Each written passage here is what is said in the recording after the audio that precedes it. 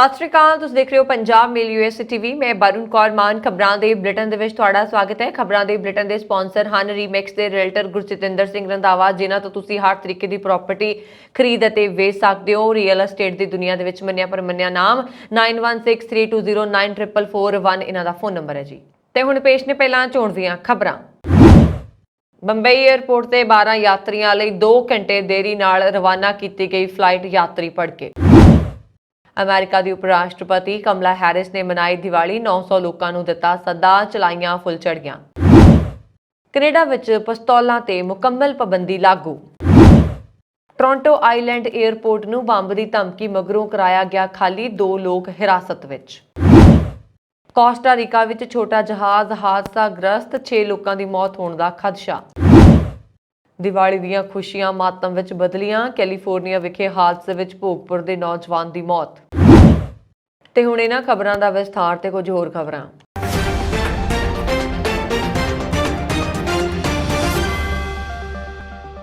ਬੰਬਈ ਤੋਂ ਪੰਜਾਬ ਦੇ ਅੰਮ੍ਰਿਤਸਰ ਹਵਾਈ ਅੱਡੇ ਤੇ ਜਾਣ ਵਾਲੀ ਗੋ ਫਸਟ ਏਅਰਲਾਈਨਸ ਦੀ ਫਲਾਈਟ 2 ਘੰਟੇ ਲੇਟ ਹੋਈ। ਇਹ ਦੇਰੀ ਕਿਸੇ ਤਕਨੀਕੀ ਖਰਾਬੀ ਜਾਂ ਮੌਸਮ ਦੀ ਖਰਾਬੀ ਕਾਰਨ ਨਹੀਂ ਹੋਈ। ਲਗਭਗ 180 ਯਾਤਰੀਆਂ ਨੂੰ ਕੇਵਲ 12 ਟ੍ਰਾਂਜ਼ਿਟ ਯਾਤਰੀਆਂ ਲਈ ਰਨਵੇ ਤੇ ਉਡੀਕ ਕਰਨੀ ਪਈ, ਜਿਸ ਤੋਂ ਬਾਅਦ ਯਾਤਰੀਆਂ ਦੀ ਏਅਰਲਾਈਨ ਸਟਾਫ ਨਾਲ ਕਾਫੀ ਬਹਿਸ ਹੋਈ ਤੇ ਹੰਗਾਮਾ ਹੋਇਆ ਤੇ ਫਲਾਈਟ 2 ਘੰਟੇ ਲੇਟ ਹੋ ਗਈ। ਬੰਬਈ ਅੰਮ੍ਰਿਤਸਰ ਗੋ ਫਸਟ ਏਅਰਲਾਈਨਸ ਦੀ ਫਲਾਈਟ ਨੰਬਰ Z82417 ਵਿੱਚ ਸ਼ੁੱਕਰਵਾਰ ਸ਼ਾਮ ਨੂੰ ਹਵਾਈ ਅੱਡੇ ਤੇ ਹੰਗਾਮਾ ਹੋਇਆ। ਇੱਕ ਯਾਤਰੀ ਨੇ ਇਸ ਬਾਰੇ ਏਅਰਲਾਈਨਸ ਤੋਂ ਇਲਾਵਾ DGCA ਇੰਡੀਆ ਨੂੰ ਵੀ ਸ਼ਿਕਾਇਤ ਭੇਜੀ ਹੈ। ਅੰਮ੍ਰਿਤਸਰ ਪੁੱਜੇ ਯਾਤਰੀ ਕਰਨਜੀਤ ਸਿੰਘ ਨੇ ਦੱਸਿਆ ਕਿ ਉਹਨਾਂ ਦੀ ticket Bombay Amritsar flight G82417 ਦੀ ਬੁੱਕ ਹੋਈ ਸੀ। 4 ਵਜੇ ਦੇ ਕਰੀਬ ਫਲਾਈਟ 'ਚ ਪੂਰੇ ਸਮੇਂ ਤੇ 180 ਯਾਤਰੀ ਬੈਠੇ ਸਨ। ਇਸ ਫਲਾਈਟ ਨੇ ਬੰਬਈ ਤੋਂ 4:30 ਵਜੇ ਉਡਾਣ ਭਰਨੀ ਸੀ, ਪਰ ਅਜਿਹਾ ਨਹੀਂ ਹੋਇਆ। ਯਾਤਰੀ ਕਾਫੀ ਦੇਰ ਤੱਕ ਇੰਤਜ਼ਾਰ ਕਰਦੇ ਰਹੇ, ਪਰ ਜਦੋਂ ਫਲਾਈਟ ਟੇਕ ਆਫ ਨਾ ਹੋਈ ਤਾਂ ਸਾਰਿਆਂ ਨੇ ਰੌਲਾ ਪਾਉਣਾ ਸ਼ੁਰੂ ਕਰ ਦਿੱਤਾ। ਕਰਨਜੀਤ ਸਿੰਘ ਨੇ ਦੱਸਿਆ ਕਿ ਪੁੱਛੇ ਜਾਣ ਤੇ ਏਅਰਲਾਈਨਸ ਨੇ ਸਾਰੇ ਯਾਤਰੀਆਂ ਨਾਲ ਗੈਰ ਪ੍ਰੋਫੈਸ਼ਨਲ ਵੀ ਵਿਵਹਾਰ ਕੀਤਾ। ਭਾਰਤ ਵਿੱਚ ਦੀਵਾਲੀ ਧਨਤੇਰਸ ਤੋਂ ਹੀ ਮਨਾਈ ਜਾਂਦੀ ਹੈ। ਧਨਤੇਰਸ ਤੇ ਹੀ ਲੋਕ ਘਰਾਂ 'ਚ ਰੰਗ ਬਿਰੰਗੀਆਂ ਲਾਈਟਾਂ ਲਾਉਂਦੇ ਨੇ ਅਤੇ ਬੱਚੇ ਵੀ ਪਟਾਕੇ ਬਾਲਦੇ ਦਿਖਾਈ ਦਿੰਦੇ ਨੇ, ਦੀਵੇ ਚਲਾਉਂਦੇ ਦਿਖਾਈ ਦਿੰਦੇ ਨੇ। ਹਾਲਾਂਕਿ ਦੀਵਾਲੀ ਭਾਰਤ 'ਚ ਹੀ ਨਹੀਂ ਸਗੋਂ ਅਮਰੀਕਾ 'ਚ ਵੀ ਮਨਾਈ ਜਾਂਦੀ ਹੈ। ਲੋਕ ਇਸ ਤਿਉਹਾਰ ਨੂੰ ਲੈ ਕੇ ਕਾਫੀ ਉਤਸ਼ਾਹਿਤ ਨਜ਼ਰ ਆ ਰਹੇ ਨੇ। ਅਮਰੀਕਾ ਦੀ ਵਾਈਸ ਪ੍ਰੈਜ਼ੀਡੈਂਟ ਕਮਲਾ ਹੈਰਿਸ ਨੇ ਆਪਣੀ ਰਿਹਾਇਸ਼ ਤੇ ਦੀਵਾਲੀ ਪਾਰਟੀ ਦਾ ਆਯੋਜਨ ਕੀਤਾ ਅਤੇ ਅਮਰੀਕਾ 'ਚ ਰਹਿੰਦੇ ਭਾਰਤੀਆਂ ਨਾਲ ਇਸ ਤਿਉਹਾਰ ਨੂੰ ਬੜੇ ਉਤਸ਼ਾਹ ਨਾਲ ਮਨਾਇਆ। ਉਹਨਾਂ ਦਾ ਇੱਕ ਵੀਡੀਓ ਵੀ ਸਾਹਮਣੇ ਆਇਆ ਜਿਸ ਵਿੱਚ ਉਹ ਫੁੱਲਝੜੀ ਨੂੰ ਜਲਾ ਰਹੇ ਨੇ। ਸ਼ੁੱਕਰਵਾਰ ਨੂੰ ਦੀਵਾਲੀ ਮਨਾਉਂਦੇ ਹੋਏ ਉਹਨਾਂ ਨੇ ਕਿਹਾ, ਦੀਵਾਲੀ ਇੱਕ ਅਜਿਹਾ ਤਿਉਹਾਰ ਹੈ ਜੋ ਸੱਭਿਆਚਾਰ ਵਿਚਕਾਰ ਮੇਲ ਮਿਲਾਪ ਪੇਸ਼ ਕਰਦਾ ਹੈ। ਉਪ ਰਾਸ਼ਟਰਪਤੀ ਦੀ ਸਰਕਾਰੀ ਰਿਹਾਇਸ਼ ਨੂੰ ਰੰਗੀਨ ਰੌਸ਼ਨੀਆਂ ਅਤੇ ਦੀਵਿਆਂ, ਖਾਸ ਤੌਰ ਤੇ ਮਿੱਟੀ ਦੇ ਦੀਵਿਆਂ ਦੇ ਨਾਲ ਸਜਾਇਆ ਗਿਆ ਸੀ, ਜਦੋਂ ਕਿ ਮਹਿਮਾਨਾਂ ਨੂੰ ਪਾਣੀ ਪੂਰੀ ਤੋਂ ਇਲਾਵਾ ਰਵਾਇਤੀ ਮਿਠਾਈਆਂ ਤੱਕ ਭਾਰਤੀ ਪਕਵਾਨ ਪਰੋਸੇ ਗਏ। ਦਿਲਚਸਪ ਗੱਲ ਇਹ ਹੈ ਕਿ ਕਮਲਾ ਹੈਰਿਸ ਨੇ ਆਪਣੀ ਦੀਵਾਲੀ ਪਾਰਟੀ ਵਿੱਚ ਕਰੀਬ 900 ਲੋਕਾਂ ਨੂੰ ਬੁਲਾਇਆ ਸੀ। ਉਪ ਰਾਸ਼ਟਰਪਤੀ ਨੇ ਕਿਹਾ, ਇਹ ਹਨੇਰੇ ਉੱਤੇ ਰੌਸ਼ਨੀ ਦੀ ਸਾਰਥਕਤਾ ਤੋਂ ਪ੍ਰੇਰਿਤ ਹੋਣ ਅਤੇ ਹਨੇਰੇ ਦੇ ਸਮੇਂ ਵਿੱਚ ਰੌਸ਼ਨੀ ਪਾਉਣ ਬਾਰੇ ਹੈ। ਉਪ ਰਾਸ਼ਟਰਪਤੀ ਹੋਣ ਦੇ ਨਾਤੇ ਮੈਂ ਇਸ ਬਾਰੇ ਬਹੁਤ ਸੋਚਦੀ ਹਾਂ, ਕਿਉਂਕਿ ਅਸੀਂ ਆਪਣੇ ਦੇਸ਼ ਅਤੇ ਦੁਨੀਆ ਦੀਆਂ ਵੱਡੀਆਂ ਚੁਣੌਤੀਆਂ ਤੋਂ ਪਿੱਛੇ ਨਹੀਂ ਹਟ ਸਕਦੇ। ਇਹ ਉਹ ਪਲ ਨੇ ਜਦੋਂ ਦੀਵਾਲੀ ਵਰਗਾ ਤਿਉਹਾਰ ਸਾਨੂੰ ਹਨੇਰੇ ਦੇ ਸਮੇਂ ਵਿੱਚ ਰੌਸ਼ਨੀ ਲਿਆਉਣ ਲਈ ਸਾਡੀ ਸ਼ਕਤੀ ਦੇ ਮਹੱਤਵ ਦੀ ਯਾਦ ਦਿਵਾਉਂਦਾ ਹੈ। ਚੇਨਈ ਵਿੱਚ ਆਪਣੇ ਦਾਦਾ ਦਾਦੀ ਨਾਲ ਮਨਾਉਣ ਆਪਣੇ ਬਚਪਨ ਦੇ ਦਿਨਾਂ ਨੂੰ ਯਾਦ ਕਰਦੇ ਹੋਏ ਹੈਰਿਸ ਨੇ ਕਿਹਾ ਕਿ ਦੀਵਾਲੀ ਪਰੰਪਰਾ ਬਾਰੇ ਹੈ, ਇਹ ਇੱਕ ਸੱਭਿਆਚਾਰ ਹੈ, ਇਹ ਇੱਕ ਸਦੀਆਂ ਪੁਰਾਣੀ ਧਾਰਨਾ ਹੈ ਜੋ ਸੱਭਿਆਚਾਰਾਂ ਅਤੇ ਭਾਈਚਾਰਿਆਂ ਦੇ ਮੇਲ ਮਿਲਾਪ ਨੂੰ ਪੇਸ਼ ਕਰਦੀ ਹੈ।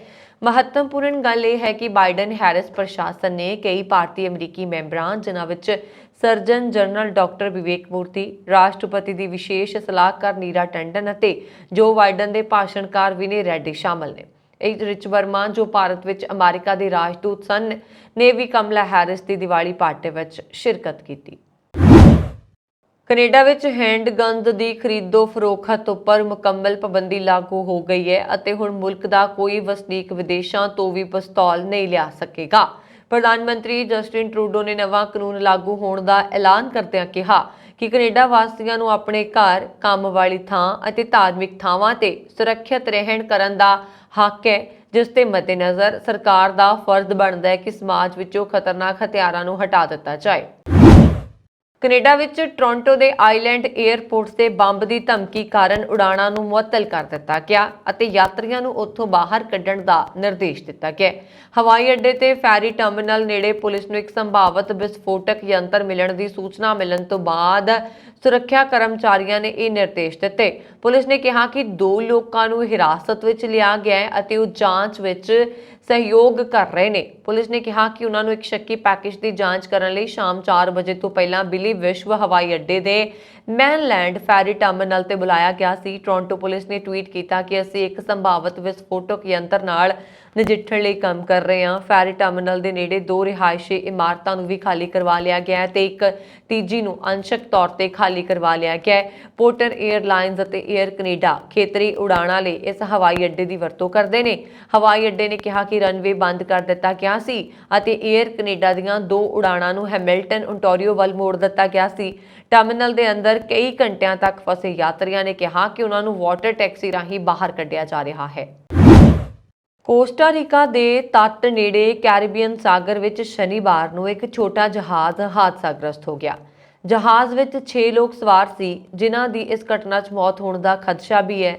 ਸੁਰੱਖਿਆ ਮੰਤਰੀ ਜਾਰਜ ਟੋਰੇਸ ਮੁਤਾਬਕ ਜਹਾਜ਼ ਵਿੱਚ ਸਵਾਰ 5 ਲੋਕ ਜਰਮਨ ਦੇ ਨਾਗਰਿਕ ਸੀ ਅਤੇ ਪਾਇਲਟ ਸਵਿਟਜ਼ਰਲੈਂਡ ਦਾ ਨਿਵਾਸੀ ਸੀ।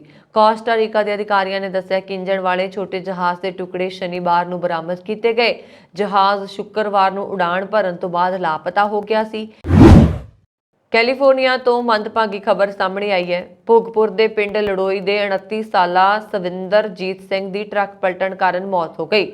ਸਵਿੰਦਰਜੀਤ ਸਿੰਘ 2013 ਵਿੱਚ ਰੋਜ਼ੀ ਰੋਟੀ ਕਮਾਉਣ ਵਿਦੇਸ਼ ਗਿਆ ਸੀ ਅਤੇ ਉੱਥੇ ਉਹ ਟਰੱਕ ਡਰਾਈਵਰ ਸੀ ਅਤੇ ਬੀਤੇ ਕੱਲ ਜਦੋਂ ਉਹ ਟਰੱਕ ਚਲਾ ਰਿਹਾ ਸੀ ਤਾਂ ਅਚਾਨਕ ਉਸ ਦੀ ਝੋਕ ਲੱਗ ਗਈ, ਜਿਸ ਕਾਰਨ ਟਰੱਕ ਹਾਦਸਾਗ੍ਰਸਤ ਹੋ ਕੇ ਪਲਟ ਗਿਆ। ਇਸ ਹਾਦਸੇ ਵਿੱਚ ਸਵਿੰਦਰਜੀਤ ਸਿੰਘ ਦੀ ਮੌਤ ਹੋ ਗਈ। ਮਿਲੀ ਜਾਣਕਾਰੀ ਦੇ ਮੁਤਾਬਕ ਪਿਛਲੇ ਸਾਲ ਸਵਿੰਦਰਜੀਤ ਸਿੰਘ ਦੇ ਵੱਡੇ ਭਰਾ ਵਿੱਕੀ ਦੀ ਮੌਤ ਹੋਈ ਸੀ। 1 ਸਾਲ ਵਿੱਚ 2 ਜਵਾਨ ਪੁੱਤਰਾਂ ਦੀ ਮੌਤ ਹੋਣ ਕਾਰਨ ਪਰਿਵਾਰ ਤੇ ਦੁੱਖਾਂ ਦਾ ਪਹਾੜ ਟੁੱਟ ਗਿਆ। ਸਵਿੰਦਰਜੀਤ ਸਿੰਘ ਦੇ ਪਿਤਾ ਜਰਨੈਲ ਸਿੰਘ ਨੇ ਦੱਸਿਆ ਕਿ ਸਵਿੰਦਰਜੀਤ ਸਿੰਘ ਅਤੇ ਅਜੇ ਕੁਆਰਾ ਸੀ ਅਤੇ ਪਰਿਵਾਰ ਦਾ ਗੁਜ਼ਾਰਾ ਉਸ ਦੇ ਸਿਰ ਤੇ ਚੱਲਦਾ ਸੀ ਅਤੇ ਸਵਿੰਦਰਜੀਤ ਸਿੰਘ ਦੀ ਮ੍ਰਿਤਕ ਦੇ ਕੈਲੀਫੋਰਨੀਆ ਪੁਲਿਸ ਨੇ ਆਪਣੀ ਕਸਟਡੀ ਵਿੱਚ ਲੈ ਲਈ ਹੈ। ਪਰਿਵਾਰ ਵੱਲੋਂ ਸਰਕਾਰ ਕੋਲੋਂ ਇਹ ਮੰਗ ਰੱਖੀ ਜਾ ਰਹੀ ਹੈ ਕਿ ਮ੍ਰਿਤਕ ਦੇਹ ਨੂੰ ਪੰਜਾਬ ਭੇਜਿਆ ਜਾਏ। 2 ਜਵਾਨ ਪੁੱਤਰਾਂ ਦੇ 1 ਸਾਲ ਵਿੱਚ ਮੌਤਾਂ ਹੋਣ ਕਰਕੇ ਸਵਿੰਦਰਜੀਤ ਸਿੰਘ ਦੀ ਮਾਤਾ ਸਤਵੰਤ ਕੌਰ ਦੇ ਹੰਝੂ ਰੁਕਣ ਦਾ ਨਾਮ ਨਹੀਂ ਲੈ ਰਹੇ। ਘਰ ਵਿੱਚ ਕੇਵਲ ਹੁਣ ਸਵਿੰਦਰਜੀਤ ਸਿੰਘ ਦੇ ਪਿਤਾ ਜਰਨੈਲ ਸਿੰਘ ਅਤੇ ਮਾਤਾ ਸਤਵੰਤ ਕੌਰ ਅਤੇ ਚਾਚਾ ਹੀ ਬਚੇ ਨੇ। ਮੌਤ ਦੀ ਖਬਰ ਸੁਣ ਜਿੱਥੇ ਪਰਿਵਾਰ 'ਚ ਮਾਤਮ ਛਾ ਗਿਆ, ਉੱਥੇ ਇਲਾਕੇ ਵਿੱਚ ਸੋਗ ਦੀ ਲਹਿਰ ਦੌੜ ਗਈ ਹੈ। ਅਮਰੀਕਾ ਦੇ ਰਹਿਣ ਵਾਲੇ ਡੇਵਿਡ ਰਸ਼ ਨੇ ਇੱਕ ਵਾਰ ਫਿਰ ਹੈਰਾਨੀਜਨਕ ਕਾਰਨਾਮਾ ਕਰਕੇ ਗਿਨੀਜ਼ ਵਰਲਡ ਰਿਕਾਰਡ ਵਿੱਚ ਆਪਣਾ ਨਾਮ ਦਰਜ ਕਰਵਾਇਆ ਹੈ। ਜਾਣਕਾਰੀ ਦੇ ਮੁਤਾਬਕ ਡੇਵਿਡ ਰਸ਼ ਨੇ 250 ਤੋਂ ਵੱਧ ਰਿਕਾਰਡ ਬਣਾਏ ਅਤੇ ਤੋੜੇ ਨੇ। ਅਮਰੀਕਾ ਦੇ ਇਡਾਹੋ ਦੇ ਰਹਿਣ ਵਾਲੇ ਡੇਵਿਡ ਰਸ਼ ਨੇ ਆਪਣੇ ਮੂੰਹ ਵਿੱਚ 150 ਮੋਮਬੱਤੀਆਂ ਜਗਾਈਆਂ ਤੇ ਫਿਰ ਉਹਨਾਂ ਨੂੰ ਅੱਗ ਲਾ ਦਿੱਤੀ। ਉਹਨੇ 35 ਸੈਕਿੰਡ ਤੱਕ ਮੋਮਬੱਤੀਆਂ ਆਪਣੇ ਮੂੰਹ ਵਿੱਚ ਰੱਖ ਕੇ ਇੱਕ ਹੋਰ ਗਿਨੀਜ਼ ਵਰਲਡ ਰਿਕਾਰਡ ਤੋੜ ਦਿੱਤਾ। ਡੇਵਿਡ ਰਸ਼ ਜਿਸ ਨੇ 250 ਤੋਂ ਵੱਧ ਰਿਕਾਰਡ ਤੋੜੇ ਨੇ, ਉਹ ਅਜਿਹਾ ਵਿਗਿਆਨ, ਟੈਕਨੋਲੋਜੀ, ਇੰਜੀਨੀਅਰਿੰਗ ਅਤੇ ਗਣਿਤ ਦੀ ਸਿੱਖਿਆ ਨੂੰ ਉਤਸ਼ਾਹਿਤ ਕਰਨ ਦੇ ਲਈ ਕਰਦਾ ਹੈ। ਰਸ਼ ਨੇ ਇੱਕ ਵਾਰ ਵਿੱਚ 150 ਮੋਮਬੱਤੀਆਂ ਆਪਣੇ ਮੂੰਹ ਵਿੱਚ ਰੱਖੀਆਂ ਤੇ ਸਾਰੀਆਂ ਨੂੰ ਅੱਗ ਲਾ ਦਿੱਤੀ ਅਤੇ ਉਸਨੇ ਲਗਭਗ 35 ਮਿੰਟ ਤੱਕ ਬਲਦੀ ਮੋਮਬੱਤੀ ਨੂੰ ਆਪਣੇ ਮੂੰਹ ਵਿੱਚ ਰੱਖਿਆ ਤੇ ਗਿਨੀਜ਼ ਵਰਲਡ ਰਿਕਾਰਡ ਕਾਇਮ ਕੀਤਾ। ਡੇਵਿਡ ਰਸ਼ ਦੇ ਮੁਤਾਬਕ ਉਸਨੇ ਦਸੰਬਰ 'ਚ ਵੀ ਇਸ ਰਿਕਾਰਡ ਨੂੰ ਬਣਾਉਣ ਦੀ ਕੋਸ਼ਿਸ਼ ਕੀਤੀ ਸੀ, ਪਰ ਫਿਰ ਉਸ ਸਮੇਂ ਉਸਦੇ ਮੂੰਹ ਵਿੱਚੋਂ ਕੁਝ ਮੋਮਬੱਤੀਆਂ ਡਿੱਗਣ ਲੱਗੀਆਂ, ਜਿਸ ਕਾਰਨ ਉਹ ਅਯੋਗ ਹੋ ਗਿਆ। ਪਰ ਉਸਨੇ ਹਿੰਮਤ ਨਹੀਂ ਹਾਰੀ ਅਤੇ ਦੁਬਾਰਾ ਇਹ ਕੋਸ਼ਿਸ਼ ਕੀਤੀ ਅਤੇ ਫਿਰ ਹਰ ਵਾਰ ਦੀ ਤਰ੍ਹਾਂ ਉਸ ਨੂੰ ਸਫਲਤਾ ਮਿਲੀ। ਡੇਵਿਡ ਰਸ਼ ਨੇ ਦੱਸਿਆ ਕਿ ਬਲਦੀਆਂ ਮੋਮਬੱਤੀਆਂ ਨੂੰ ਮੂੰਹ 'ਚ ਰੱਖਣ ਦੇ ਕੁਝ ਸਕਿੰਟਾਂ ਬਾਅਦ ਹੀ ਮੋਮਬੱਤੀਆਂ ਤੇ ਉਸਦੀ ਪਕੜ ਢਿੱਲੀ ਹੋਣ ਲੱਗੀ, ਜਿਸ ਤੋਂ ਬਾਅਦ ਉਸਨੇ ਉਸ ਨੂੰ ਦੰਦਾਂ ਨਾਲ ਘੁੱਟ ਕੇ ਫੜਨ ਦੀ ਕੋਸ਼ਿਸ਼ ਕੀਤੀ। ਇਸ ਦੌਰਾਨ ਥਕਾਵਟ ਵਧਣ ਲੱਗੀ। ਅੱਖਾਂ ਤੇ ਸੁਰੱਖਿਆ ਐਨਕਾਂ ਲਗਾਉਣ ਦੇ ਬਾਵਜੂਦ ਉਸ ਨੂੰ ਮੋਮਬੱਤੀਆਂ ਤੋਂ ਨਿਕਲਣ ਵਾਲੀ ਗੈਸ ਦੀ ਸਮੱਸਿਆ ਹੋਣ ਲੱਗੀ। ਮੂੰਹ ਵਿੱਚੋਂ ਨਿਕਲਦੀ ਲਾਰ ਵੀ ਪਰੇਸ਼ਾਨੀ ਦਾ ਕਾਰਨ ਬਣ ਰਹੀ ਸੀ, ਪਰ ਉਸਨੇ ਹਿੰਮਤ ਨਹੀਂ ਹਾਰੀ ਅਤੇ ਅੰਤ ਵਿੱਚ ਰਿਕਾਰਡ ਬਣਾਉਣ ਵਿੱਚ ਕਾਮਯਾਬ ਹੋ ਗਿਆ। ਡੇਵਿਡ ਨੇ 35 ਸਕਿੰਟ ਤੱਕ ਮੋਮਬੱਤੀਆਂ ਨੂੰ ਮੂੰਹ ਵਿੱਚ ਫੜ ਕੇ ਰਿਕਾਰਡ ਤੋੜ ਦਿੱਤਾ। ਇਸ ਤੋਂ ਪਹਿਲਾਂ ਇਹ ਰਿਕਾਰਡ ਅਮਰੀਕਾ ਦੇ ਗੈਰਟ ਜੇਮਸ ਦੇ ਨਾਂ ਸੀ, ਜਿਸ ਨੇ 105 ਬਲਦੀਆਂ ਮੋਮਬੱਤੀਆਂ ਮੂੰਹ 'ਚ ਰੱਖ ਕੇ ਰਿਕਾਰਡ ਬਣਾਇਆ ਸੀ।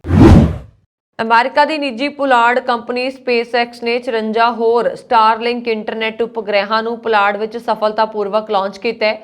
ਫਲੋਰੀਡਾ ਦੇ ਕੇਪ ਕੈਨਾਵੇਰਲ ਸਪੇਸ ਫੋਰਸ ਸਟੇਸ਼ਨ ਦੇ ਸਪੇਸ ਲਾਂਚ ਕੰਪਲੈਕਸ 40 ਤੋਂ ਵੀਰਵਾਰ ਨੂੰ ਸਵੇਰੇ 10:50 ਤੇ ਇੱਕ ਫਾਲਕਨ 9 ਰਾਕੇਟ ਵੱਲੋਂ ਇਹ ਉਪਗ੍ਰਹਿ ਭੇਜੇ ਗਏ। ਫਾਲਕਨ 9 ਲਈ ਇਹ 10ਵੀਂ ਉਡਾਨ ਸੀ। SpaceX ਮੁਤਾਬਕ ਸਟਾਰਲਿੰਕ ਉਹਨਾਂ ਸਥਾਨਾਂ ਤੇ ਤੇਜ਼ ਰਫ਼ਤਾਰ ਨਾਲ ਬ੍ਰਾਡਬੈਂਡ ਇੰਟਰਨੈਟ ਪਹੁੰਚਾਏਗਾ ਜਿੱਥੇ ਪਹੁੰਚ ਬੇਭਰੋਸੀ ਹੋਗੀ ਔਰ ਮਹਿੰਗੀ ਜਾਂ ਪੂਰੀ ਤਰ੍ਹਾਂ ਮੁਹੱਈਆ ਨਹੀਂ ਹੈ। ਭਾਰਤੀ ਭਾਈਚਾਰੇ ਦੀਆਂ ਵੱਖ-ਵੱਖ 40 ਸੰਸਥਾਵਾਂ ਵੱਲੋਂ ਕੈਲੀਫੋਰਨੀਆ ਦੇ ਸ਼ਹਿਰ ਪ੍ਰੈਜ਼ੈਂਟ ਵਿੱਚ ਦੁਸਹਿਰਾ ਅਤੇ ਦੀਵਾਲੀ ਦਾ ਤਿਉਹਾਰ ਇਕੱਠਿਆਂ ਮਨਾਇਆ ਗਿਆ। ਖਾਸ ਗੱਲ ਇਹ ਸੀ ਕਿ ਮਨਾਏ ਜਾ ਰਹੇ ਇਸ ਤਿਉਹਾਰ ਵਿੱਚ ਭਾਰਤੀ ਅਤੇ ਅਮਰੀਕੀ ਸਿਆਸਤਦਾਨ ਵੀ ਪਹੁੰਚੇ। ਮਾਹੌਲ ਇਸ ਤਰ੍ਹਾਂ ਬਣਿਆ ਹੋਇਆ ਸੀ ਜਿਵੇਂ ਭਾਰਤ 'ਚ ਕਿਸੇ ਜਗ੍ਹਾ ਮੇਲਾ ਲੱਗਿਆ ਹੋਵੇ। ਕਿਤੇ ਲੋਕ ਖਰੀਦਦਾਰੀ ਕਰ ਰਹੇ ਸੀ, ਕਿਤੇ ਖਾ ਪੀ ਰਹੇ ਸੀ, ਕਿਤੇ ਬੱਚੇ ਖੇਡ ਰਹੇ ਸੀ, ਕੋਈ ਗਾਉਣ ਪਾਣੀ ਚੱਲ ਰਿਹਾ ਸੀ। ਇਸ ਦੌਰਾਨ 25 ਫੁੱਟ ਉੱਚੇ ਰਾਵਣ ਦੇ ਪੁਤਲੇ ਨੂੰ ਅਗਲ ਭੇਂਟ ਕੀਤਾ ਗਿਆ। ਆਤਿਸ਼ਬਾਜ਼ੀ ਅਤੇ ਦੀਪਮਾਲਾ ਕੀਤੀ ਗਈ। ਭਾਰਤੀ ਐਮਬੈਸੀ ਦੇ ਕੌਂਸਲੇਟ ਜਨਰਲ TB ਨਗੇਂਦਰਾ ਪ੍ਰਸਾਦ ਅਤੇ ਭਾਈਚਾਰੇ ਦੇ ਆਗੂ ਰਾਜ ਭਨੌਟ ਵਿਸ਼ੇਸ਼ ਤੌਰ ਤੇ ਸ਼ਾਮਲ ਹੋਏ। ਉੱਗੇ ਭਾਰਤੀ ਅਮਰੀਕੀ ਕਾਰੋਬਾਰੀ ਅਤੇ ਕਾਰਕੁਨ ਸਵਦੇਸ਼ ਚੈਟਰਜੀ ਨੂੰ ਅਮਰੀਕੀ ਰਾਜ ਉੱਤਰੀ ਕੈਰੋਲੀਨਾ ਦੇ ਸਿਖਰ ਪੁਰਸਕਾਰ ਦੇ ਨਾਲ ਸਨਮਾਨਿਤ ਕੀਤਾ ਗਿਆ ਹੈ। ਚੈਟਰਜੀ ਨੂੰ ਪਿਛਲੇ 3 ਦਹਾਕਿਆਂ ਦੌਰਾਨ ਅਮਰੀਕਾ ਅਤੇ ਭਾਰਤ ਦੇ ਸੰਬੰਧਾਂ ਨੂੰ ਦ੍ਰਿੜ ਬਣਾਉਣ ਵਿੱਚ ਉਹਨਾਂ ਦੇ ਯੋਗਦਾਨ ਦੇ ਲਈ ਇਹ ਸਨਮਾਨ ਦਿੱਤਾ ਗਿਆ। ਉੱਤਰੀ ਕੈਰੋਲੀਨਾ ਦੇ ਗਵਰਨਰ ਰੇ ਕੂਪਰ ਨੇ ਕੈਰੀ ਸ਼ਹਿਰ 'ਚ ਸ਼ੁੱਕਰਵਾਰ ਨੂੰ ਇੱਕ ਸਮਾਰੋਹ 'ਚ 75 ਸਾਲਾ ਚੈਟਰਜੀ ਨੂੰ order for the long leaf pine ਪੁਰਸਕਾਰ ਨਾਲ ਸਨਮਾਨਿਤ ਕੀਤਾ। ਜ਼ਿਕਰਯੋਗ ਹੈ ਕਿ ਚੈਟਰਜੀ ਨੂੰ ਭਾਰਤ ਸਰਕਾਰ ਦੁਆਰਾ 2001 ਵਿੱਚ ਪਦਮ ਭੂਸ਼ਣ ਪੁਰਸਕਾਰ ਨਾਲ ਵੀ ਸਨਮਾਨਿਤ ਕੀਤਾ ਜਾ ਚੁੱਕਿਆ ਹੈ। ਰਿਸ਼ੀ ਸੁਨਕ ਦੇ ਸਮਰਥਕਾਂ ਨੇ ਸ਼ਨੀਵਾਰ ਨੂੰ ਦਾਅਵਾ ਕੀਤਾ ਕਿ ਭਾਰਤੀ ਮੂਲ ਦੇ ਸਾਬਕਾ ਚਾਂਸਲਰ ਨੂੰ ਦੇਸ਼ ਦੇ ਪ੍ਰਧਾਨ ਮੰਤਰੀ ਬਣਨ ਦੀ ਦੌੜ 'ਚ ਉਮੀਦਵਾਰਾਂ ਦੀ ਸੂਚੀ ਵਿੱਚ ਸ਼ਾਮਲ ਹੋਣ ਲਈ 100 ਸੰਸਦ ਮੈਂਬਰਾਂ ਦਾ ਸਮਰਥਨ ਹਾਸਲ ਹੈ। ਸੁਨਕ ਦੇਸ਼ ਦੇ ਪ੍ਰਧਾਨ ਮੰਤਰੀ ਅਤੇ ਕੰਜ਼ਰਵੇਟਿਵ ਪਾਰਟੀ ਦੇ ਨੇਤਾ ਵਜੋਂ ਲਿਜ਼ ਟਰਸ ਦੀ ਥਾਂ ਲੈਣ ਦੀ ਦੌੜ ਵਿੱਚ ਨੇ। ਜ਼ਿਕਰਯੋਗ ਹੈ ਕਿ ਦੇਸ਼ ਦੇ ਸਾਬਕਾ ਪ੍ਰਧਾਨ ਮੰਤਰੀ ਬੋਰਿਸ ਜੌਨਸਨ ਜੋ ਕਿ ਕੈਰੀਬੀਅਨ ਦੇਸ਼ ਵਿੱਚ ਛੁੱਟੀਆਂ ਮਨਾ ਰਹੇ ਨੇ ਵੀ ਇਸ ਦੌੜ ਵਿੱਚ ਸ਼ਾਮਲ ਹੋਣ ਦੇ ਇਰਾਦੇ ਨਾਲ ਵਤਨ ਪਰਤ ਆਏ ਨੇ। ਇਸ ਦੇ ਨਾਲ ਹੀ 42 ਸਾਲਾ ਸੁਨਕ ਦਾ ਸਮਰਥਨ ਕਰਨ ਵਾਲੇ ਸੰਸਦ ਮੈਂਬਰਾਂ ਦੀ ਗਿਣਤੀ ਲਗਾਤਾਰ ਵਧ ਰਹੀ ਹੈ। ਧਿਆਨਯੋਗ ਹੈ ਕਿ ਅਜੇ ਤੱਕ ਨਾ ਤਾਂ ਸੁਨਕ ਅਤੇ ਨਾ ਹੀ ਜੌਨਸਨ ਨੇ ਪਾਰਟੀ ਦਾ ਨੇਤਾ ਬਣਨ ਦੇ ਲਈ ਚੋਣ ਲੜਨ ਦਾ ਰਸਮੀ ਐਲਾਨ ਕੀਤਾ ਹੈ। ਹੁਣ ਤੱਕ ਲੀਡਰ ਆਫ ਕਾਮਨਜ਼ ਪੈਨੀ ਮੋਰਡੈਂਟ ਹੀ ਅਜਿਹੇ ਉਮੀਦਵਾਰ ਨੇ ਜਿਨ੍ਹਾਂ ਨੇ ਚੋਣ ਲੜਨ ਦਾ ਐਲਾਨ ਕੀਤਾ ਹੈ। ਹਾਲਾਂਕਿ ਸਾਬਕਾ ਵਿੱਤ ਮੰਤਰੀ ਸੁਨਕ ਨੂੰ ਟੋਰੀ ਪਾਰਟੀ ਦੇ ਕੁਝ ਮੰਤਰੀਆਂ ਅਤੇ ਟੋਰੀ ਪਾਰਟੀ ਦੇ ਵੱਖ-ਵੱਖ ਧੜਿਆਂ ਦੇ ਕੁਝ ਸੰਸਦ ਮੈਂਬਰਾਂ ਦਾ ਸਮਰਥਨ ਹਾਸਲ ਹੈ। ਸਾਬਕਾ ਉਪ ਪ੍ਰਧਾਨ ਮੰਤਰੀ ਡੋਮਿਨਿਕ ਰਾਬ ਨੇ BBC ਨੂੰ ਦੱਸਿਆ ਕਿ ਗਰਮੀਆਂ ਲਈ ਰਿਸ਼ੀ ਦੀ ਯੋਜਨਾ ਬਿਲਕੁਲ ਸਹੀ ਸੀ ਅਤੇ ਮੈਨੂੰ ਲੱਗਦਾ ਹੈ ਕਿ ਅਜੇ ਵੀ ਸਹੀ ਯੋਜਨਾ ਹੈ। ਉਹਨਾਂ ਨੇ ਕਿਹਾ ਮੈਨੂੰ ਲੱਗਦਾ ਹੈ ਕਿ ਉਹ ਕੁਝ ਸਥਿਰਤਾ ਲਿਆਉਣ ਅਤੇ ਲੱਖਾਂ ਕਰਮਚਾਰੀਆਂ ਨੂੰ ਵਿਸ਼ਵਾਸ ਦਿਵਾਉਣ ਦੇ ਦੇਸ਼ ਵਿੱਚ ਕਾਰੋਬਾਰ ਨੂੰ ਉਤਸ਼ਾਹਿਤ ਕਰਨ ਦੇ ਲਈ ਇੱਕ ਯੋਗ ਉਮੀਦਵਾਰ ਨੇ। ਰਾਬ ਨੇ ਕਿਹਾ ਅਸੀਂ ਪਿੱਛੇ ਨਹੀਂ ਜਾ ਸਕਦੇ। ਅਸੀਂ ਪਾਰਟੀਗੇਟ ਵਰਗੀ ਕੋਈ ਹੋਰ ਘਟਨਾ ਦੁਬਾਰਾ ਨਹੀਂ ਚਾਹੁੰਦੇ। ਸਾਨੂੰ ਦੇਸ਼ ਅਤੇ ਸਰਕਾਰ ਨੂੰ ਅੱਗੇ ਲੈ ਕੇ ਜਾਣਾ ਹੈ। ਘਟਨਾਕ੍ਰਮ ਵਿੱਚ ਨਵਾਂ ਮੋੜ ਸਕਾਈ ਨਿਊਜ਼ ਦੀ ਖਬਰ ਨਾਲ ਆਇਆ ਜਿਸ ਵਿੱਚ ਉਸਨੇ ਡੋਮਿਨਿਕ ਰਿਪਬਲਿਕ ਤੋਂ ਜੌਨਸਨ ਨੂੰ ਪਤਨੀ ਅਤੇ ਬੱਚਿਆਂ ਨਾਲ ਲੰਡਨ ਪਰਤਦਾ ਦਿਖਾਇਆ। ਇਸ ਦੇ ਨਾਲ ਹੀ ਸਾਬਕਾ ਪ੍ਰਧਾਨ ਮੰਤਰੀ ਦੇ ਸਹਿਯੋਗੀਆਂ ਨੇ ਸੰਕੇਤ ਦਿੱਤਾ ਹੈ ਕਿ ਉਹ 10 ਡਾਊਨਿੰਗ ਸਟਰੀਟ ਤੇ ਜੌਨਸਨ ਦੀ ਵਾਪਸੀ ਦਾ ਸਮਰਥਨ ਕਰਦੇ ਨੇ। ਕੈਨੇਡਾ ਦੇ ਬ੍ਰਿਟਿਸ਼ ਕੋਲੰਬੀਆ ਸੂਬੇ ਵਿੱਚ ਪੰਜਾਬੀ ਨੂੰ ਪ੍ਰੇਮਿਕਾ ਨੂੰ ਗੋਲੀ ਮਾਰ ਕੇ ਹੱਤਿਆ ਕਰਨ ਤੇ ਉਸ ਮਗਰੋਂ ਲਾਸ਼ ਨੂੰ ਸਾੜਨ ਦੀ ਕੋਸ਼ਿਸ਼ ਦੇ ਦੋਸ਼ ਵਿੱਚ 7 ਸਾਲ ਕੈਦ ਦੀ ਸਜ਼ਾ ਸੁਣਾਈ ਗਈ ਹੈ। ਬ੍ਰਿਟਿਸ਼ ਕੋਲੰਬੀਆ ਦੀ ਸੁਪਰੀਮ ਕੋਰਟ ਦੀ ਜਸਟਿਸ ਜੀਨ ਵਾਚਕ ਨੇ ਮੰਗਲਵਾਰ ਨੂੰ ਹਰਜੋਤ ਸਿੰਘ ਦਿਓ ਨੂੰ ਕਤਲੇਆਮ ਲਈ 5 ਸਾਲ ਦੀ ਸਜ਼ਾ ਸੁਣਾਈ। ਇਸ ਦੇ ਨਾਲ ਹੀ 2 ਵੱਖ-ਵੱਖ ਘਟਨਾਵਾਂ ਵਿੱਚ ਲਗਾਤਾਰ 2 ਵਾਰੀ ਬੇਇੱਜ਼ਤੀ ਦੇ ਦੋਸ਼ ਦੇ ਲਈ 2 ਸਾਲ ਦੀ ਸਜ਼ਾ ਵੀ ਸੁਣਾਈ ਗਈ ਹੈ। CBC ਨਿਊਜ਼ ਨੇ ਦੱਸਿਆ ਹੈ ਕਿ 1 ਅਗਸਤ 2017 ਨੂੰ 19 ਸਾਲਾ ਨੌਜਵਾਨ ਨੇ ਗਲਤੀ ਨਾਲ ਭਵਿਕਿਰਨ ਢੇਸੀ ਦੇ ਸਿਰ 'ਚ ਗੋਲੀ ਮਾਰ ਦਿੱਤੀ ਸੀ। ਅਦਾਲਤ ਨੂੰ ਦੱਸਿਆ ਕਿ ਜੋੜਾ ਆਪਣੇ ਮਾਤਾ-ਪਿਤਾ ਦੇ ਸਰੀ ਸਥਿਤ ਘਰ ਵਿੱਚ ਆਪਣੇ ਬੈਡਰੂਮ 'ਚ ਸੀ ਤੇ ਪਿਸਤੌਲ ਜੇਬ 'ਚੋਂ ਕੱਢਦਿਆਂ ਇਸ ਵਿੱਚ ਗੋਲੀ ਚੱਲ ਗਈ। ਢੇਸੀ ਮੰਜੇ ਤੇ ਡਿੱਗ ਪਈ ਤੇ ਦਿਓ ਨੇ ਮਦਦ ਦੇ ਲਈ ਐਮਰਜੈਂਸੀ ਨੂੰ ਨਹੀਂ ਬੁਲਾਇਆ ਸਗੋਂ ਉਸਨੇ ਲਾਸ਼ ਨੂੰ ਆਪਣੇ ਵਾਹਨ ਤੇ ਪਿੱਛੇ ਰੱਖ ਦਿੱਤਾ ਤੇ ਇਕਾਂਤ ਸੜਕ ਤੇ ਚੱਲ ਗਿਆ ਤੇ ਵਾਹਨ ਨੂੰ ਅੱਗ ਲਗਾ ਦਿੱਤੀ। ਹੱਤਿਆ ਲਈ ਵੱਧ ਤੋਂ ਵੱਧ ਉਮਰ ਕੈਦ ਦੀ ਸਜ਼ਾ ਹੁੰਦੀ ਹੈ। ਉਹਨਾਂ ਨੇ ਕਿਹਾ ਕਿ ਅੱਗ ਬੁਝਾਉਣ ਲਈ ਪਹੁੰਚੇ ਇੱਕ ਫਾਇਰ ਬ੍ਰਿਗੇਡ ਨੇ ਢੇਸੀ ਦੀ ਲਾਸ਼ ਨੂੰ ਪਿਛਲੇ ਹਿੱਸੇ 'ਚ ਪਾਇਆ ਕਿਉਂਕਿ ਕੇਵਲ ਗੱਡੀ ਦਾ ਅਗਲਾ ਹਿੱਸਾ ਸੜਿਆ ਹੋਇਆ ਸੀ। ਇਸ ਦੌਰਾਨ ਘਟਨਾ ਸਥਾਨ ਤੇ ਇੱਕ ਖੋਲ ਦਾ ਡੱਬਾ ਮਿਲਿਆ ਤੇ ਇਹ ਲਾਸ਼ ਤੋਂ ਬਰਾਮਦ ਹੋਈ ਗੋਲੀ ਨਾਲ ਮੇਲ ਖਾਂਦਾ ਹੈ। 1 ਮਹੀਨੇ ਬਾਅਦ ਉਸ ਉੱਤੇ ਮਨੁੱਖੀ ਅਵਸ਼ੇਸ਼ਾਂ ਵਿੱਚ ਅਸ਼ਲੀਲ ਦਖਲਅੰਦਾਜ਼ੀ ਕਰਨ ਜਾਂ ਅਪਮਾਨ ਦੀ ਪੇਸ਼ਕਸ਼ ਕਰਨ ਦਾ ਦੋਸ਼ ਵੀ ਲਗਾਇਆ ਗਿਆ ਸੀ। ਢੇਸੀ ਦੇ ਪਰਿਵਾਰਕ ਮੈਂਬਰਾਂ ਅਨੁਸਾਰ 7 ਸਾਲ ਦੀ ਸਜ਼ਾ ਕਾਫੀ ਨਹੀਂ ਸੀ। ਉਸ ਦੀ ਚਚੇਰੀ ਭੈਣ ਕੈਟ ਪੱਖ ਨੇ ਕਿਹਾ ਕਿ ਜਦੋਂ ਉਸਨੇ ਸਜ਼ਾ ਸੁਣੀ ਤਾਂ ਉਹ ਗੁੱਸੇ ਵਿੱਚ ਸੀ। ਮੈਨੂੰ ਸਮਝ ਨਹੀਂ ਆਉਂਦੀ ਕਿ ਉਸ ਨੂੰ ਨਿਆਂ ਕਿਵੇਂ ਕਹਿ ਸਕਦੇ ਨੇ। ਉਸਨੇ ਕਿਹਾ ਸਿਸਟਮ ਅਪਰਾਧੀਆਂ ਲਈ ਜ਼ਿਆਦਾ ਹੈ ਨਾ ਕਿ ਪੀੜਤਾਂ ਦੇ ਲਈ। ਢੇਸੀ ਨੇ ਚਾਚਾ ਕੁਲਵੰਤ ਢੇਸੀ ਨੇ ਕਿਹਾ ਹੈ ਕਿ ਅਸੀਂ ਸਜ਼ਾ ਤੋਂ ਖੁਸ਼ ਨਹੀਂ ਹਾਂ। ਜਦੋਂ ਉਹਨਾਂ ਨੇ ਸਰੀਰ ਨੂੰ ਨਸ਼ਟ ਕਰਨ ਦੀ ਕੋਸ਼ਿਸ਼ ਕੀਤੀ ਤਾਂ ਅਸੀਂ ਕਤਲੇਆਮ ਨੂੰ ਕਿਵੇਂ ਵਿਚਾਰ ਸਕਦੇ ਹਾਂ। ਉਸਨੇ ਕਿਹਾ ਹੈ 20 ਸਾਲ ਹੋਣੀ ਚਾਹੀਦੀ ਹੈ। ਦਿਓ ਨੇ ਫਰਵਰੀ ਵਿੱਚ ਕਤਲੇਆਮ ਤੇ ਬੇਇੱਜ਼ਤੀ ਦੇ ਦੋਸ਼ਾਂ ਨੂੰ ਸਵੀਕਾਰ ਕੀਤਾ ਸੀ। ਰਾਸ਼ਟਰਪਤੀ ਪੁਤਿਨ ਦੀ ਫੌਜ ਵੱਲੋਂ ਯੂਕਰੇਨ ਤੇ ਬੰਬਾਰੀ ਜਾਰੀ ਹੈ। ਯੂਕਰੇਨ ਦੇ ਰਾਸ਼ਟਰਪਤੀ ਵਲਾਦੀਮੀਰ ਜ਼ੈਲੈਂਸਕੀ ਨੇ ਦਾਅਵਾ ਕੀਤਾ ਹੈ ਕਿ ਸ਼ਨੀਵਾਰ ਨੂੰ ਹੋਏ ਵੱਡੇ ਹਮਲੇ ਵਿੱਚ ਮਾਸਕੋ ਤੋਂ 36 ਰਾਕੇਟ ਦਾਗੇ ਗਏ ਸਨ। ਹਾਲਾਂਕਿ ਉਹਨਾਂ ਨੇ ਕਿਹਾ ਕਿ ਇਨ੍ਹਾਂ ਚੋਂ ਜ਼ਿਆਦਾਤਰ ਨੂੰ ਡੇਗਿਆ ਗਿਆ, ਪਰ ਕੁਝ ਮਿਜ਼ਾਈਲਾਂ ਨੇ ਪਾਵਰ ਪਲਾਂਟਾਂ ਤੇ ਵਾਟਰ ਸਟੇਸ਼ਨਾਂ ਨੂੰ ਨਿਸ਼ਾਨਾ ਬਣਾਇਆ। ਇਸ ਕਾਰਨ ਕਰੀਬ 10 ਲੱਖ ਲੋਕ ਹਨੇਰੇ ਵਿੱਚ ਰਹਿਣ ਲਈ ਮਜਬੂਰ ਨੇ। ਜ਼ੈਲੈਂਸਕੀ ਨੇ ਅੱਗੇ ਕਿਹਾ ਕਿ ਮਾਸਕੋ ਜਾਣਬੁੱਝ ਕੇ ਨਾਗਰਿਕਾਂ ਨੂੰ ਨਿਸ਼ਾਨਾ ਬਣਾ ਰਿਹਾ ਅਤੇ ਉਹਨਾਂ ਤੇ ਹਮਲੇ ਕਰ ਰਿਹਾ। ਦੂਜੇ ਪਾਸੇ ਰੂਸੀ ਅਧਿਕਾਰੀਆਂ ਨੇ ਖੇਰਸਨ ਵਿੱਚ ਰਹਿ ਰਹੇ ਨਾਗਰਿਕਾਂ ਨੂੰ ਛੱਡਣ ਕਰਨ ਦੇ ਹੁਕਮ ਦਿੱਤੇ ਨੇ। ਹੁਣ ਤੱਕ ਇਹਨਾਂ ਲੋਕਾਂ ਨੂੰ ਛੱਡਣ ਕਰਨ ਦਾ ਕੰਮ ਹੌਲੀ-ਹੌਲੀ ਚੱਲ ਰਿਹਾ ਸੀ, ਪਰ ਮਾਸਕੋ ਨੂੰ ਡਰ ਹੈ ਕਿ ਯੂਕਰੇਨ ਇੱਥੇ ਨਾਗਰਿਕਾਂ ਨੂੰ ਨਿਸ਼ਾਨਾ ਬਣਾ ਸਕਦਾ ਹੈ। ਕਰੀਬ 8 ਮਹੀਨੇ ਪਹਿਲਾਂ ਰੂਸ ਯੂਕਰੇਨ ਯੁੱਧ ਤੋਂ ਸ਼ੁਰੂ ਹੋਈ ਲੜਾਈ ਹੁਣ ਤੱਕ ਆਪਣੇ ਖਤਰਨਾਕ ਮੁਕਾਮ ਤੇ ਪਹੁੰਚ ਗਈ ਹੈ। ਰੂਸ ਅਤੇ ਯੂਕਰੇਨ ਵਿਚਾਲੇ ਚੱਲ ਰਹੇ ਸੰਘਰਸ਼ ਦਾ ਕੋਈ ਅੰਤ ਹੁੰਦਾ ਨਜ਼ਰ ਨਹੀਂ ਆ ਰਿਹਾ। ਯੂਕਰੇਨ ਤੇ ਰੂਸੀ ਹਮਲਿਆਂ ਦਾ ਅਸਰ ਹੋਰ ਵੀ ਦਿਖਾਈ ਦੇਣ ਲੱਗਾ ਹੈ। ਰੂਸ ਨੇ ਯੂਕਰੇਨ ਦੇ ਖਿਲਾਫ ਵਿਸ਼ੇਸ਼ ਫੌਜੀ ਕਾਰਵਾਈ ਸ਼ੁਰੂ ਕਰ ਦਿੱਤੀ ਹੈ। ਇਸ ਦੇ ਨਾਲ ਹੀ ਯੂਕਰੇਨ ਮਜ਼ਬੂਤੀ ਨਾਲ ਰੂਸੀ ਹਮਲਿਆਂ ਦਾ ਸਾਹਮਣਾ ਕਰ ਰਿਹਾ। ਰੂਸ ਦੇ ਰਾਸ਼ਟਰਪਤੀ ਵਲਾਦੀਮੀਰ ਪੁਤਿਨ ਨੇ ਕਈ ਫੋਰਮਾਂ ਤੇ ਯੂਕਰੇਨ ਤੇ ਪਰਮਾਣੂ ਹਥਿਆਰਾਂ ਦੀ ਵਰਤੋਂ ਵੱਲ ਇਸ਼ਾਰਾ ਕੀਤਾ ਹੈ, ਜਿਸ ਤੋਂ ਬਾਅਦ ਰੂਸ ਦੁਆਰਾ ਪਰਮਾਣੂ ਹਥਿਆਰਾਂ ਦੀ ਵਰਤੋਂ ਦੀ ਸੰਭਾਵਨਾ ਵਧਦੀ ਜਾ ਰਹੀ ਹੈ। ਐਨਰਹੌਦਰ ਦੇ ਮੇਅਰ ਦਮਿਤਰੋ ਨੇ ਕਿਹਾ ਕਿ ਸ਼ਹਿਰ ਵਿੱਚ ਬਿਜਲੀ ਅਤੇ ਪਾਣੀ ਦੇ ਸਟੇਸ਼ਨਾਂ ਨੂੰ ਨਿਸ਼ਾਨਾ ਬਣਾਇਆ ਗਿਆ ਸੀ। ਯੂਕਰੇਨ ਦੇ ਦੱਖਣ ਕੇਂਦਰ ਖੇਤਰ ਵਿੱਚ ਸਥਿਤ ਕਰੀਬੀ ਰਹਿ ਵਿੱਚ ਇੱਕ ਪਾਵਰ ਪਲਾਂਟ ਮਿਜ਼ਾਈਲ ਹਮਲੇ ਵਿੱਚ ਬੁਰੀ ਤਰ੍ਹਾਂ ਤਬਾਹ ਹੋ ਗਿਆ। ਇਹ ਨਾਗਰਿਕ ਟੀਚਿਆਂ ਤੇ ਰੂਸੀ ਮਿਜ਼ਾਈਲਾਂ ਦੁਆਰਾ ਡਰੋਨ ਹਮਲਿਆਂ ਦਾ ਨਤੀਜਾ। ਕੀਵ ਨੇ ਆਪਣੇ ਪੱਛਮੀ ਸਹਿਯੋਗੀ ਈਰਾਨ ਦੀ ਸਖਤ ਆਲੋਚਨਾ ਕੀਤੀ ਹੈ, ਜਿਸ ਨੇ ਇਹਨਾਂ ਹਮਲਿਆਂ ਲਈ ਰੂਸ ਨੂੰ ਡਰੋਨ ਸਪਲਾਈ ਕੀਤੇ ਸਨ। ਸੰਯੁਕਤ ਰਾਸ਼ਟਰ ਦੇ ਮਨੁੱਖੀ ਅਧਿਕਾਰ ਦਫ਼ਤਰ ਨੇ ਕਿਹਾ ਕਿ ਰੂਸੀ ਹਮਲੇ ਵਿੱਚ 397 ਬੱਚਿਆਂ ਸਮੇਤ 6322 ਯੂਕਰੇਨੀਅਨ ਮਾਰੇ ਗਏ। ਸ਼ੀ ਜਿਨਪਿੰਗ ਨੂੰ ਲਗਾਤਾਰ ਤੀਜੀ ਵਾਰ ਚੀਨ ਦਾ ਰਾਸ਼ਟਰਪਤੀ ਬਣਾਇਆ ਗਿਆ। ਆਪਣੀ ਨਿਯੁਕਤੀ ਤੋਂ ਪਹਿਲਾਂ ਹੀ ਸ਼ੀ ਜਿਨਪਿੰਗ ਨੇ ਸੀਪੀਸੀ ਮੀਟਿੰਗ ਤੋਂ ਆਪਣੇ ਕਈ ਵਿਰੋਧੀਆਂ ਨੂੰ ਬਾਹਰ ਦਾ ਰਸਤਾ ਦਿਖਾ ਦਿੱਤਾ। ਹੁਣ ਉਹ ਇੱਕ ਵਾਰ ਫਿਰ ਚੀਨ ਦੀ ਸੱਤਾ ਤੇ ਕਾਬਜ਼ ਹੋ ਗਏ ਨੇ। ਹਫ਼ਤੇ ਭਰ ਚੱਲੀ 20ਵੀਂ ਸੀਪੀਸੀ ਨੈਸ਼ਨਲ ਕਾਂਗਰਸ ਸ਼ਨੀਵਾਰ ਨੂੰ ਸਮਾਪਤ ਹੋਈ, ਜਿਸ ਵਿੱਚ 2296 ਡੈਲੀਗੇਟਾਂ ਨੇ 205 ਮੈਂਬਰੀ ਕੇਂਦਰੀ ਕਮੇਟੀ ਦੀ ਚੋਣ ਕੀਤੀ। ਚੀਨ ਵਿੱਚ ਸੱਤਾ ਦਾ ਅਸਲੀ ਚਿਹਰਾ ਪੋਲੀਟੋ ਬਿਊਰੋ ਅਤੇ ਇਸ ਦੀ ਸਥਾਈ ਕਮੇਟੀ ਨੂੰ ਮੰਨਿਆ ਜਾਂਦਾ ਹੈ। ਸਥਾਈ ਕਮੇਟੀ ਦੀ ਅਗਵਾਈ ਜਨਰਲ ਸਕੱਤਰ ਕਰਦੇ ਨੇ ਅਤੇ ਜਨਰਲ ਸਕੱਤਰ ਕੇਂਦਰੀ ਮਿਲਟਰੀ ਕਮਿਸ਼ਨ ਦੇ ਚੇਅਰਮੈਨ ਅਤੇ ਚੀਨ ਦੇ ਪ੍ਰਧਾਨ ਹੁੰਦੇ ਨੇ। ਸੀਪੀਸੀ ਦੀ ਨਵੀਂ ਟੀਮ ਵਿੱਚ ਜਿਨਪਿੰਗ ਨੇ ਸਾਰੇ ਵਿਰੋਧੀਆਂ ਨੂੰ ਹਟਾ ਕੇ ਆਪਣੇ ਭਰੋਸੇਮੰਦ ਲੋਕਾਂ ਨੂੰ ਐਂਟਰੀ ਦਿੱਤੀ ਹੈ। ਜਿਨਪਿੰਗ ਨੇ ਹੁਣ ਚੀਨ ਦੀ ਸਰਕਾਰ ਦਾ ਅਸਲੀ ਕਿਰਦਾਰ ਦੁਨੀਆ ਸਾਹਮਣੇ ਪੇਸ਼ ਕੀਤਾ ਹੈ। ਜਿਨਪਿੰਗ ਹੁਣ ਆਪਣੀ ਮੌਤ ਤੱਕ ਚੀਨ ਦੇ ਰਾਸ਼ਟਰਪਤੀ ਬਣੇ ਰਹਿਣਗੇ। ਹੁਣ ਅਜਿਹੀ ਸਥਿਤੀ ਵਿੱਚ ਅੰਤਰਰਾਸ਼ਟਰੀ ਰਾਜਨੀਤੀ ਵਿੱਚ ਤੇਜ਼ੀ ਨਾਲ ਬਦਲਾਅ ਆਉਣ ਦੀ ਸੰਭਾਵਨਾ ਹੈ। ਇਸ ਦੇ ਨਾਲ ਹੀ ਜਿਨਪਿੰਗ ਖਿਲਾਫ ਚੀਨ 'ਚ ਬਗਾਵਤ ਵੀ ਤੇਜ਼ ਹੋ ਸਕਦੀ ਹੈ। ਦੱਸਿਆ ਜਾ ਰਿਹਾ ਸੀਗਾ ਕਿ ਸੀਪੀਸੀ ਅਤੇ ਪੀਪਲਜ਼ ਲਿਬਰੇਸ਼ਨ ਆਰਮੀ ਵਿੱਚ ਅਜੇ ਵੀ ਕਈ ਤਾਕਤਵਰ ਲੋਕ ਨੇ ਜੋ ਆਉਣ ਵਾਲੇ ਸਮੇਂ ਵਿੱਚ ਜਿਨਪਿੰਗ ਨੂੰ ਉਲਟਾ ਸਕਦੇ ਨੇ। ਹੁਣ ਸ਼ੀ ਜਿਨਪਿੰਗ ਦੀਆਂ ਕੁਝ ਖਾਸ ਗੱਲਾਂ ਵੀ ਤੁਹਾਨੂੰ ਦੱਸ ਦਿੰਦੇ ਆ।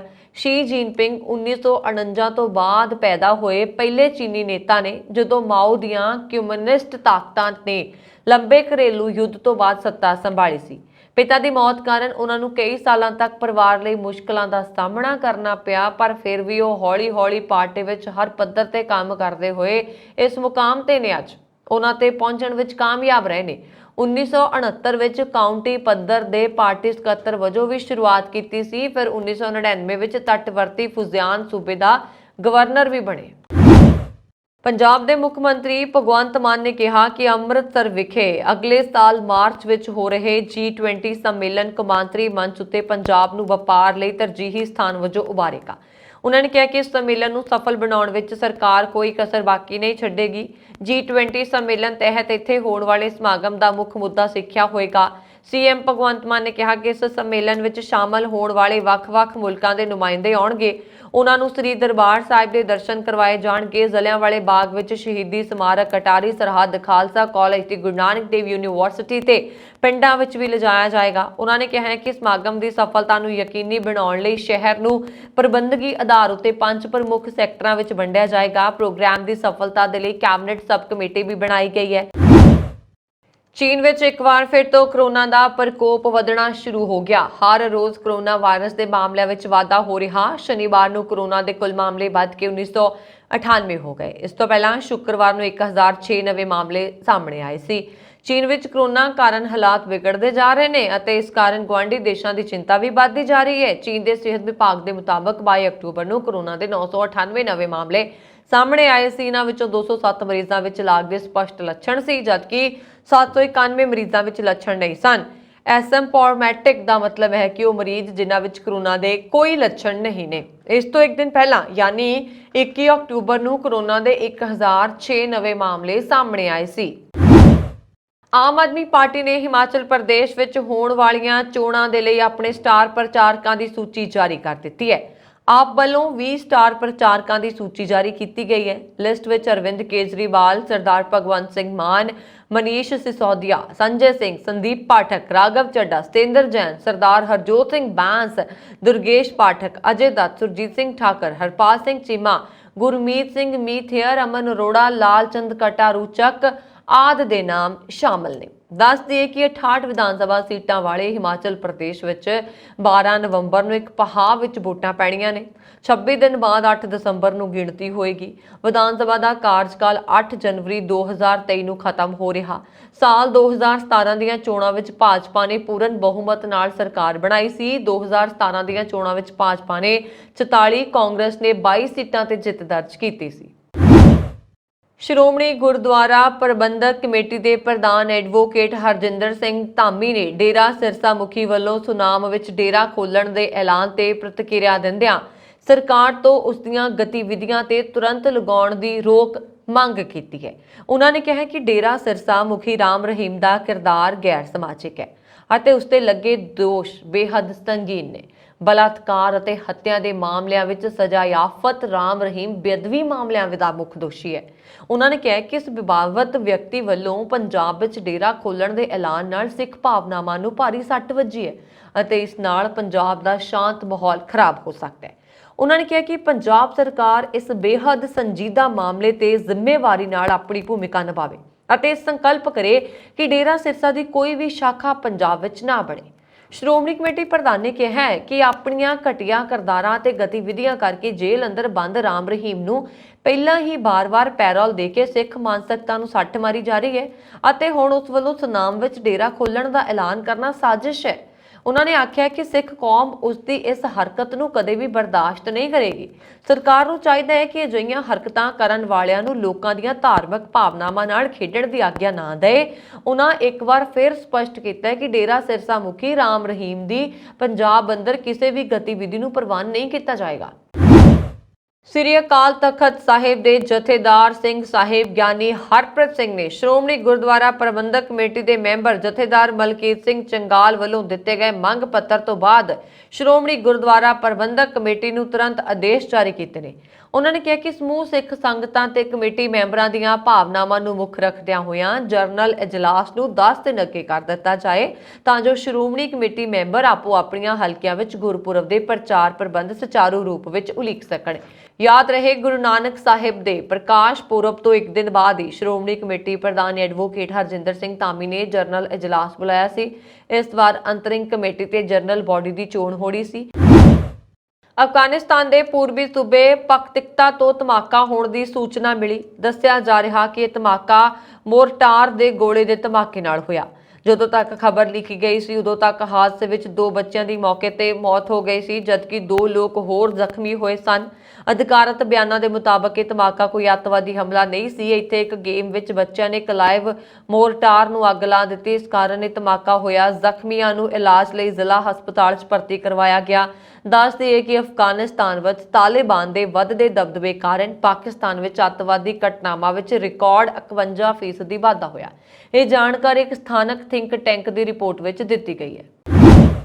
ਪੰਜਾਬ ਸਕੂਲ ਸਿੱਖਿਆ ਮੰਤਰੀ ਹਰਜੋਤ ਸਿੰਘ ਬੈਂਸ ਨੇ ਕਿਹਾ ਕਿ ਪਿਕਟਸ ਸੁਸਾਇਟੀ ਅਧੀਨ ਕੰਮ ਕਰਦੇ ਰੈਗੂਲਰ ਕੰਪਿਊਟਰ ਅਧਿਆਪਕਾਂ ਨੂੰ 6ਵੇਂ ਪੇ ਕਮਿਸ਼ਨ ਅਨੁਸਾਰ ਗ੍ਰੇਡ ਪੇ ਅਤੇ ਸਰਵਿਸ ਰੂਲਸ ਲਾਗੂ ਕਰਨ ਸੰਬੰਧੀ ਕਾਰਵਾਈ ਜੋਰਾਂ ਸ਼ੋਰਾਂ ਨਾਲ ਚੱਲ ਰਹੀ ਹੈ। ਇਸ ਸੰਬੰਧੀ ਸਿੱਖਿਆ ਵਿਭਾਗ ਵੱਲੋਂ ਆਪਣੇ ਨਾਲ ਸੰਬੰਧਿਤ ਕੰਮ ਪੂਰਾ ਕਰ ਲਿਆ ਗਿਆ ਤੇ ਅਗਲੇਰੀ ਕਾਰਵਾਈ ਲਈ ਫਾਈਲ ਵਿੱਤ ਵਿਭਾਗ ਨੂੰ ਪਰਸੋਨਲ ਵਿਭਾਗ ਨੂੰ ਭੇਜੀ ਗਈ ਹੈ।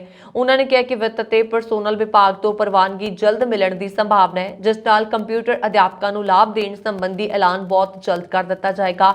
ਸਕੂਲ ਸਿੱਖਿਆ ਮੰਤਰੀ ਨੇ ਦੱਸਿਆ ਕਿ ਕੰਪਿਊਟਰ ਅਧਿਆਪਕਾਂ ਨੂੰ 6ਵੇਂ ਪੇ ਕਮਿਸ਼ਨਰ ਅਨੁਸਾਰ ਗ੍ਰੇਡ ਪੇ ਅਤੇ ਸਰਵਿਸ ਰੂਲਸ ਲਾਗੂ ਕਰਨ ਦੇ ਲਈ ਵਿੱਤ ਅਤੇ ਪਰਸੋਨਲ ਵਿਭਾਗ ਦੀ ਪ੍ਰਵਾਨਗੀ ਲੈਣੀ ਬਹੁਤ ਜ਼ਰੂਰੀ ਹੈ।